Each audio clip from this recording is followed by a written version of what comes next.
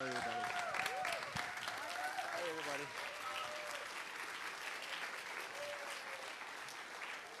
How's the event going? Good?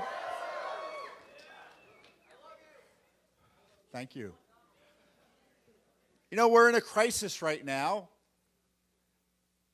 and it's about whether or not the president is going to be removed from office by his political opposition through abuse of the FBI, the DOJ, the CIA, the NSA. That's the story of our time. And you won't read about that in the mainstream media. You hear about it from us, Judicial Watch. You hear about it from Fox. But that's the rule of law crisis. And someone's got to do something about it because the president's all alone. You don't hear anyone in Congress talking about keeping Mueller under control, do you? No. Trey Gowdy doesn't. He thinks that Mueller ought to continue. So that's a real crisis. But let's go back to where it began. You know, a few years ago, we were investigating Benghazi. You all remember Benghazi? 4 Americans killed. And there was a cover-up because the Obama administration didn't want you to know that it was terrorists. They wanted you to pretend that it was some sort of demonstration or something that got out of control, when in fact it was a terrorist attack. September 11th, 2012. September 11th, you all know that date, right? That's a pretty good indication, don't you think, that terrorism was involved? But Hillary Clinton and Barack Obama, all the king's men and women went out there and lied repeatedly, saying it was a video and not a terrorist attack. So really outrageous. We began investigating it quickly. So we started getting documents, and we found a big document that even Congress couldn't get. Because what Judicial Watch does, we use a law called the Freedom of Information Act. And the document showed that there was the White House behind this big lie. And that spurred the creation of the Select Committee on Benghazi, and that's when you first heard about Trey Gowdy, of all people. But one thing I noticed in those documents we got, where were Hillary's emails? Where were they? And I thought, well, maybe she didn't use emails. Maybe she didn't use emails. Maybe, you know, look, she was First Lady, she had run for Senate, ran for President, lost.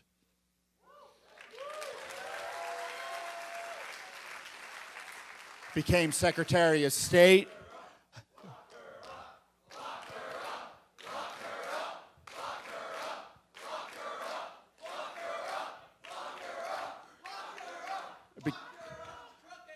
Became Secretary of State. Maybe the email revolution had passed her by. But we asked again, because we trust but verify, to use Ronald Reagan's phrase. And then they came back to us with some stuff we already got, and we said, well, where are her emails?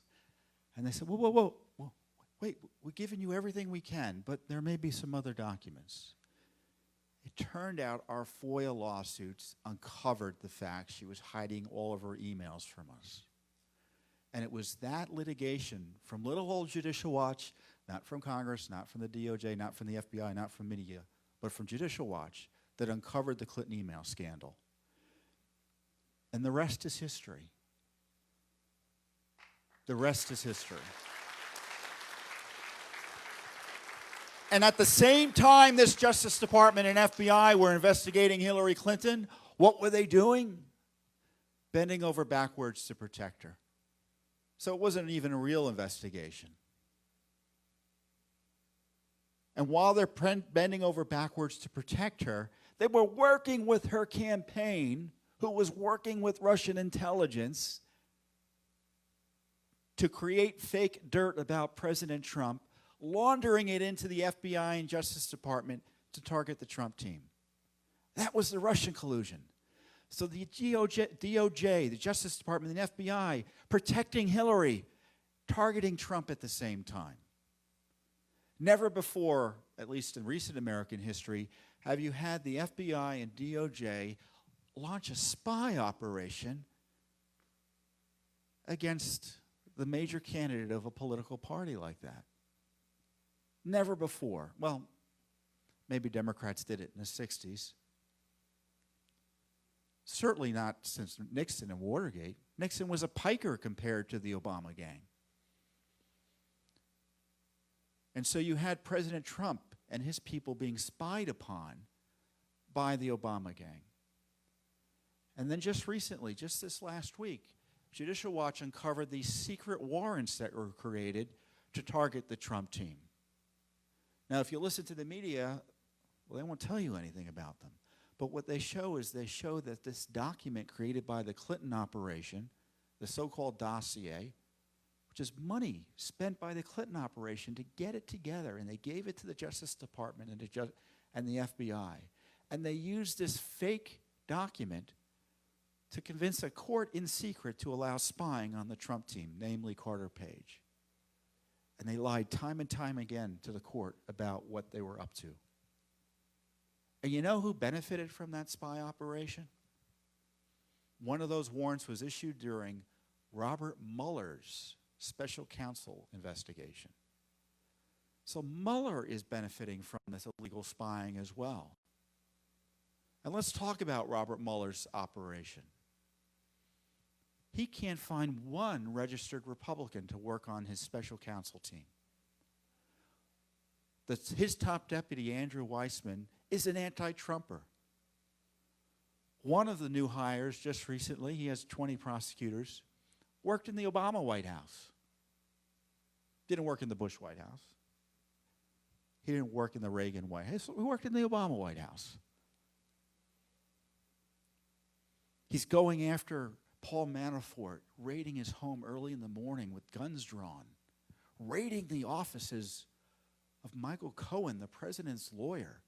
They don't raid the offices of drug dealers' lawyers or mafia lawyers. But the president, we're going to get him. We need not only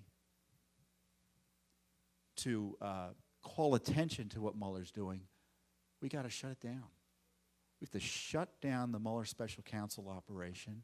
It's partisan.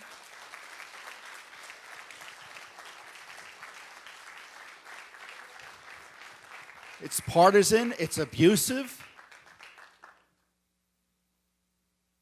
You know, in the Soviet Union, one of the famous communists, murdering communists, used to say, "You show me the man, I'll show you the crime."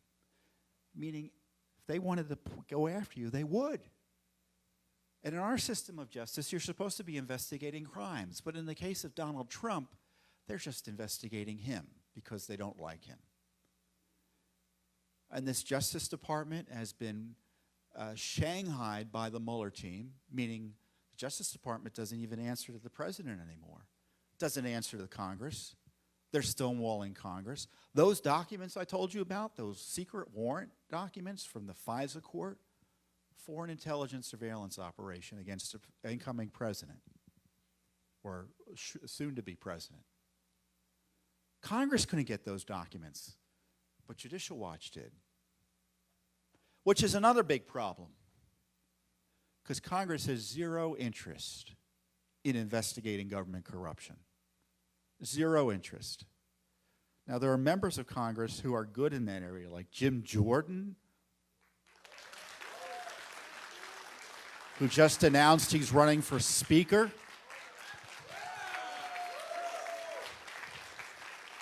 Mark Meadows. Got individual members who are doing the right thing. But the leadership in both houses, Senate and the House, and I'm not talking Democrat leadership, I'm talking Republican leadership. They don't like doing the hard work of uncovering government corruption, so it is up to you, it is up to me, it is up to Judicial Watch, it is up to the citizens to do the work and the heavy lifting that Congress refuses to do, and the liberal media who loves big government refuses to do as well. It's essential we do that. That's why I open it up. The president is all alone, but he's only all alone here in Washington, because I know you believe he's being assaulted unfairly. We believe it, and you know tens of millions of Americans believe it. But here in Washington, he's all alone. And I tell you what, I like those odds, because we need to stand fast for the rule of law and protect this president from a lawless assault that would see him removed from office or him and his family members and associates jailed if they could get away with it. It's that serious. So when you hear all the noise about public policy discussions and debates about tax cuts, and then you may think, well, why is the president tweeting about Russia?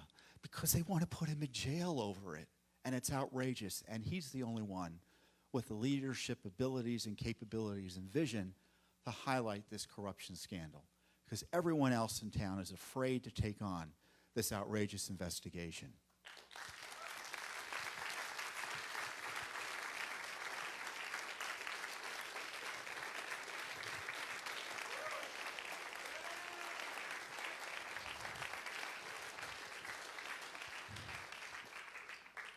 And let's talk about Hillary Clinton. Judicial Watch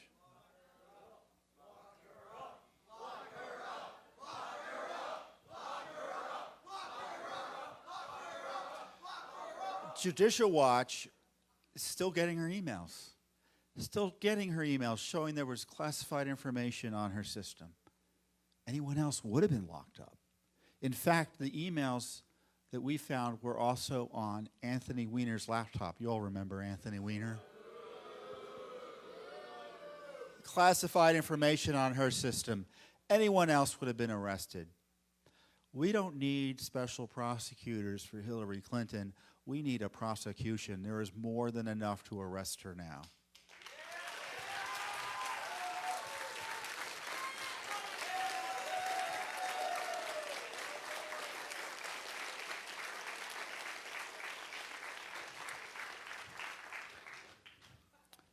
And sadly, it's not really sad, because that's what the politicians say, outrageously, she's still being protected by the deep state, still being protected by the FBI and the Justice Department. What is the excuse this Justice Department has not to reinforce the rule of law by at least beginning to renew the investigation of Hillary Clinton? Are they going to let what went on during the Obama administration be the standard by which we allow government officials to get away with breaking the laws related to classified information, stealing documents, destroying documents, hiding them, and lying to investigators and Congress and the courts?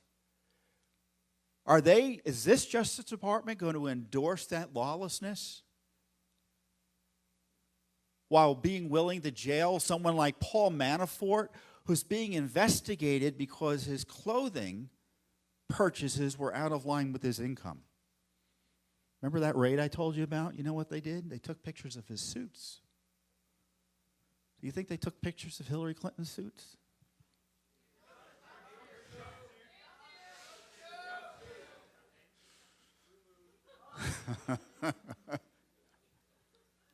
But that's the challenge we face. So, you know, the media isn't going to do it.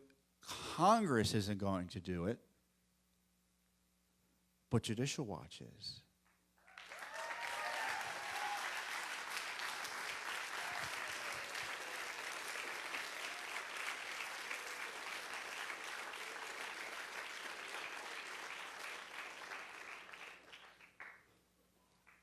Hillary Clinton still has to, we have a court hearing later this year. Hillary Clinton still has to answer questions under oath to Judicial Watch.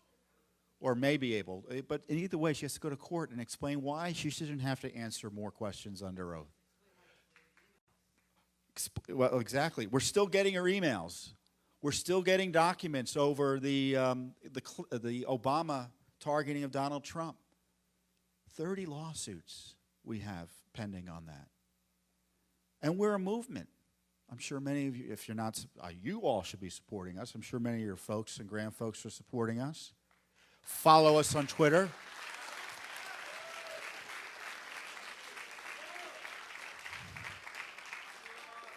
Now, I've been shadow banned by Twitter.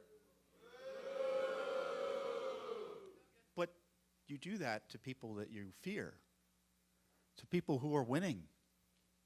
And we are winning on these rule of law battles. You know, I'd like to see Hillary Clinton be prosecuted held fully to account to the rule of law. But think about this. If the American people were a grand jury, they kind of indicted her on Election Day, didn't they?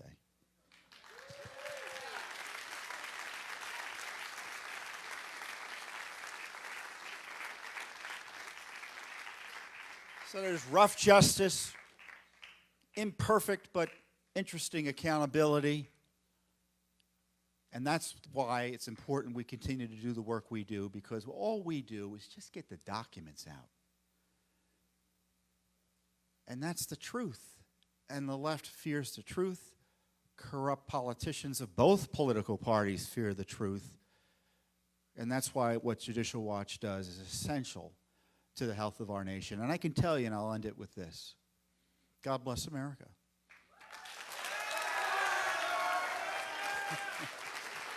Because there's no other country in the world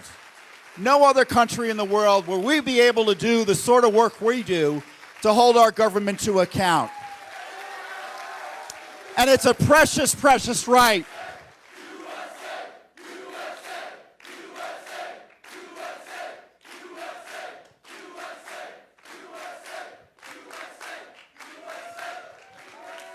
A meeting like this would be not allowed in most places in the world. And I'm not talking Russia, China, North Korea. I'm talking Europe. They don't allow this sort of government accountability, oversight, civil society, protected political speech.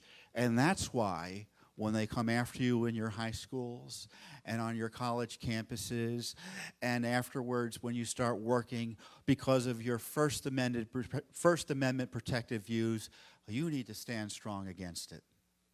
You really do.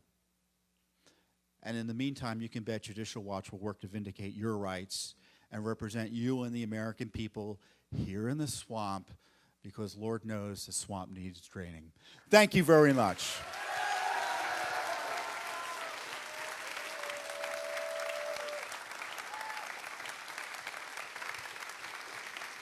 Thank you very much.